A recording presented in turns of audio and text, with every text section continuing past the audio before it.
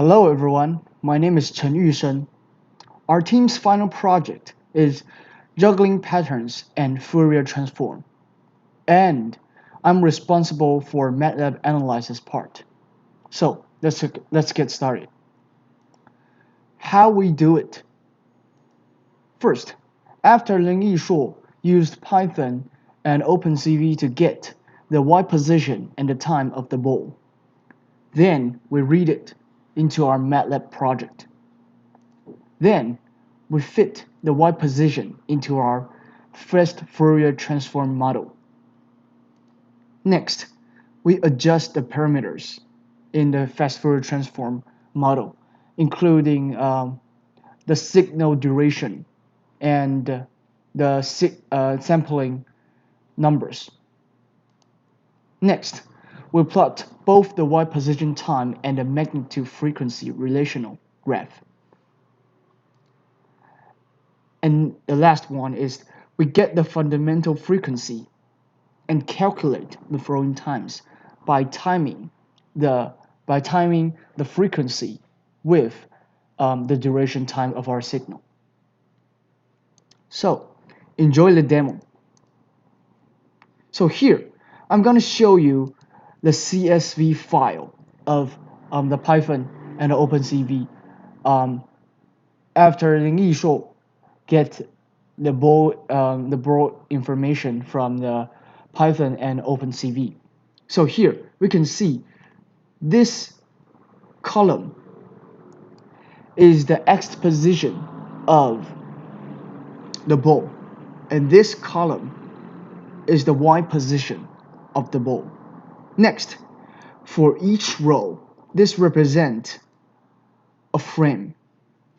So actually, we don't use the real actual time, which is second, to used as our time, but we use frames to represent our time. So what we can see here, we have the number of rows frames. So we use the number of rows for, let's say, 200 frames, and we assume it for 1 minute, 1 second for one frame. Okay, that is our information. Next, we shall fit it in our fast Fourier transform model. Here you can see this part is to fit the CSV file into our model. Here we can read. For this case, we use the green ball of the three balls as our example. So we get the Y position, which is the first column. Remember, I just said the first column was the X position. Yes, but when we are recording, we made our camera to rotate 90 degrees to film a straight video, to film a straight video. So the actual Y position in our real world is the X position in this CSV file. So is it clear? Okay. Next, we get the size of A, which is the column, the row number and the column numbers.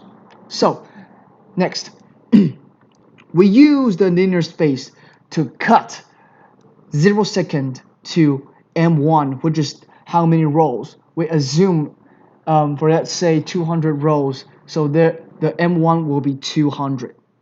Okay, so we cut them into 14 pieces. Okay, that's really clear. Next, we fit them. For the sampling frequency, we give them the 200 frames and divided by 7, which is our duration time. The duration time is 7 seconds. Okay, so that's very clear that we can see that. Okay, so next we use bias. We make the minimum of the Y position as our bias, which is we make make every point, every y position to minus the minimum of the y positions to make the whole signal to be positive.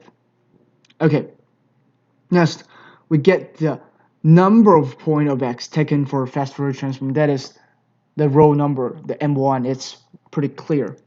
And we use the fast Fourier transform function and fit the y and the number of the f of t, the number of points taken for f of t. So we get it into them. And then here we subplot the frequency and the my, which is the magnitude spectrum and the frequency. Okay, so that's pretty clear. Next, we subplot the time and y position, which is the in real world, the time and y position relational graph. Okay, so let's try for green, for example. Yes, let's run it.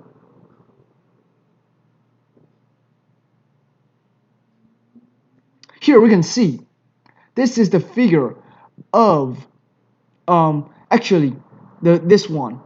Actually, this graph is the time and the y position of the real time. But this one, the second one, is the magnitude spectrum and the frequency. So we can see how many times we throw the ball. That is 1, 2, 3, 4, 5, 6. Let's say 6 times. And we can see the fundamental frequency here is 0.8571. 0.8571. Okay, so if we take the frequency 0.8571 times our time for 7 seconds. Let's say, yeah, let's assume that's for 7 seconds. So what we will get? We'll get 5.6 somehow. That's pretty close to 6, and that's fit to our observation. So that is how we work our project. And thank you. And the other cases, we'll put them into my PowerPoint presentation, so you can see other points. And for this presentation, this demo, we just use the ring ball of the 3 balls. Yes, thank you.